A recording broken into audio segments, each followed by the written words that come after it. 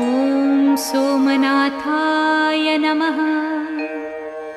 ॐ मल्लिकार्जुनाय नमः।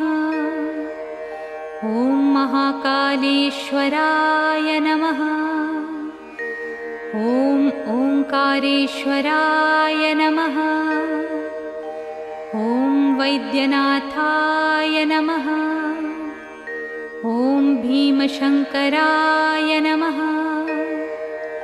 ॐ रामेश्वराय नमः। ॐ नागेश्वराय नमः। ॐ विश्वेश्वराय नमः। ॐ त्र्यंबकेश्वराय नमः। ॐ केदारेश्वराय नमः। ॐ भुस्मेश्वराय नमः।